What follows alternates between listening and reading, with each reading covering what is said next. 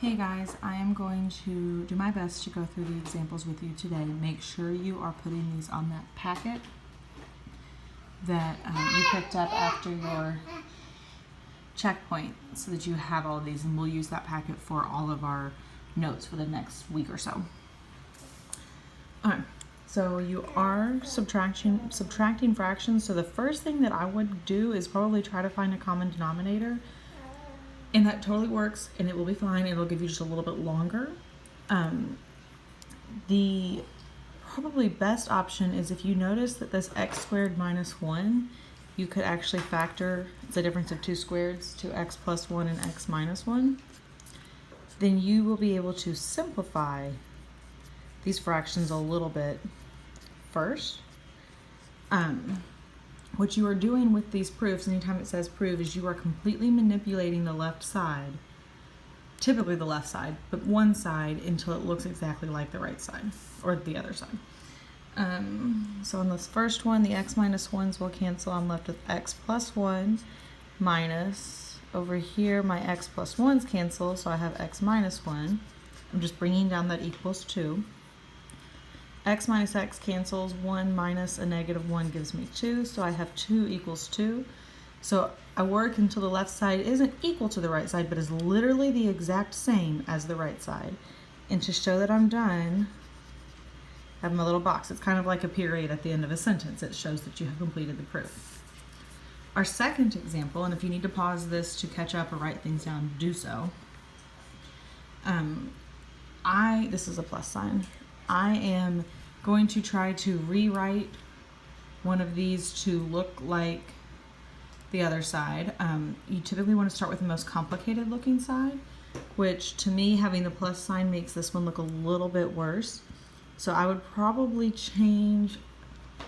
I can either change my tangent and cotangent to match, like both be tangent and 1 over tangent, or since I'm looking at where I'm trying to get and I see that it involves secant and cosecant, which I know is just like the 1 over cosine and 1 over sine, I'm probably going to go ahead and change these into sine and cosine. So 1 over cosine plus cosine x over sine x.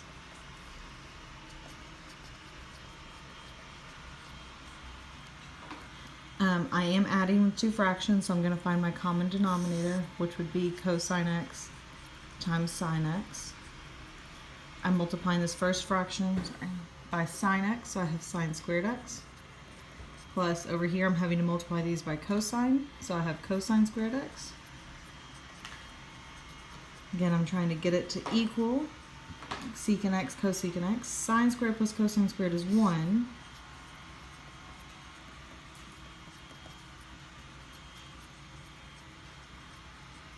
One over cosine is secant. 1 over sine is cosecant, which is the same as secant x, cosecant x.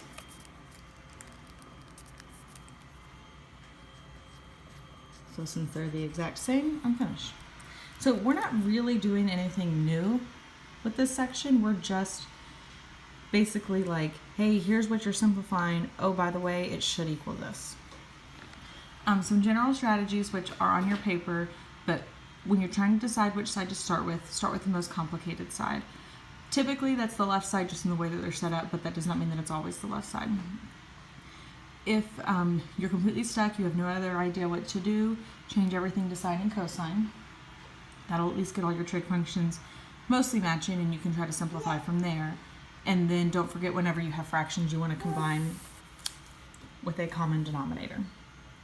So example 3, I'm adding two fractions. I would say definitely this left side is my more complicated side. So I'm going to find my common denominator.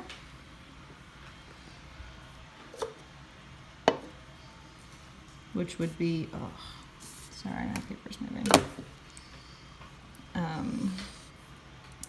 Secant squared x minus 1. I multiplied the first fraction by secant x plus 1, which times 1 is just 1. Over here, I'm multiplying by secant x minus 1, which would just be secant x minus 1. Secant squared minus 1 if I look at my Pythagorean identities, which is where I should be looking, that's just tangent squared. Up here, secant x plus secant x is 2 secant x. 1 minus 1 would just cancel. Alright, I know what I'm trying to get to over here, and I'm going to try to maybe rewrite these a little bit, maybe using sine and cosine. First thing though, when you're dividing by that tangent, remember that's like you multiply and flip it. I'm kind of running out of space, so I'm going to have to do this all in one step. So I'm going to have my 2 out front. Secant is really just 1 over cosine x.